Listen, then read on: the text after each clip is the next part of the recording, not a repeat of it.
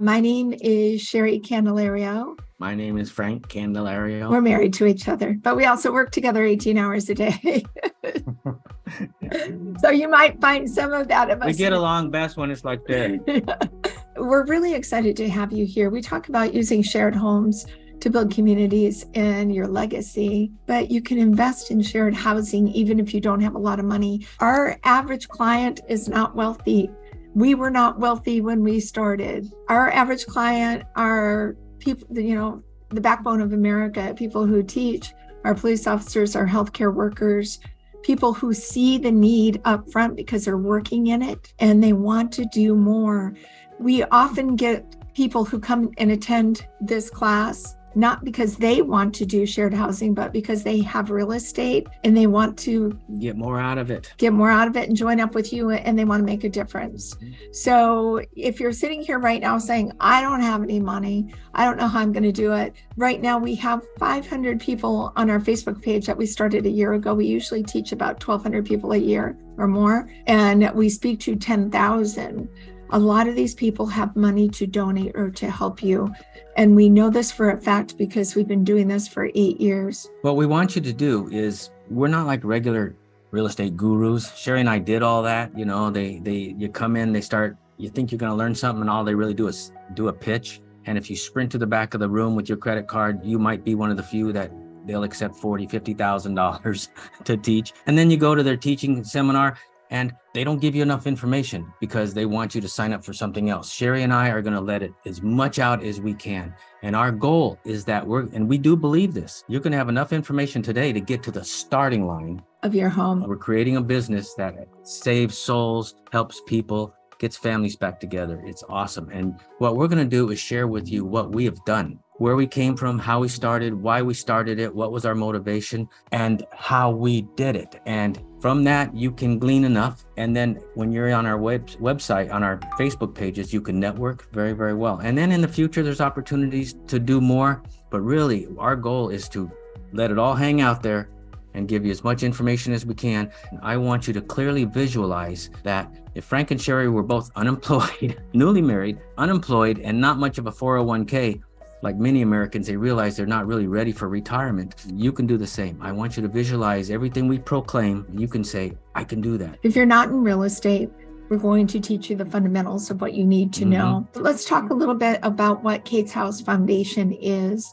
So in 2015, I came face to face with the recovery housing industry. For the first time, I found myself looking for a recovery home or a sober home for my young adult daughter, Kate, and had no idea. First, there were hardly any to be had. And the predominant sober home, recovery home, was an institution that had been around for 50 years. And they were the people that would either vote you in or vote you out. And Kate invariably got voted out. And I had no idea that when people were desperately looking for housing, that other people could basically control their lives. And we've decided we were going to change that. We could do better. We wanted to make a new model. This is a registered trademark. What we are teaching you today has made it through the Patent and Trademark Office as an idea that is so unique that we have a registered trademark. And we teach the Kate's House model, our model of shared housing, because we know it works. We know it will get you funded, and we know it saves lives. This is our personal experiences with shared housing, but what we did is we were able to create a model that works. We know that our model gets funded, and we're going to have some amazing information on how to become a federal government contractor in shared housing. So our goal is to get you to the starting gate, because the starting gate is got to get a house, have to have marketing, have to understand what you're doing. Have to find the agencies that are going to fill your house and pay you by the bed. And we do know that the information we're going to provide will get you there. And we are also, most importantly, going to give you a venue to interact with other housing providers. What about people with a common experience? We talk a lot about the recovery housing model, but it doesn't have to be. We're going to troubleshoot all the different types of groups who would benefit from shared housing. And with the high interest rates and the inability to buy a single family home right now, why not shared housing? One thing we did do is when we started in this real estate business and we took a few guru classes and we were kind of bought a few houses out in the middle of the country and then put some renters in there. There was no cash flow. There's no cash flow. And then we tried it in other places, no cash flow. So we want to be real estate investors, but why bother if you're only getting a few $300, $400, $500 if you're lucky, or you have these people with the cats. What's with the cats who like to scratch and not take care of your property? My favorite was the people who threw their beds in the backyard, and then the health department called us and said, "Get your mattresses out." We go, what are you talking about? But here. So we were starting and we spent a lot of money for very expensive gurus just to, get to that point. And then that's after Sherri and I learned about the recovery housing industry and all the tribulation and things that Kate went through and all the money that we were paying just to have her in a bed with a place that said they were compassionate and clean and sober. We realized, at least from the experience we had with Kate, many of those places weren't, or they had kind of zealots that would get them at midnight. We're going to go out and we're going to praise and sing down the street. It's like they would take her to church at midnight. Yeah. So it's like, okay, God bless everybody. But what we realized, we're going, this recovery housing industry is huge. It's $1 billion industry, but really it needs to be updated. And that's, similar to Sir Richard Branson. He's a billionaire, and what he does is he doesn't invent a lot of things, but he finds a business with better potential and then he improves it.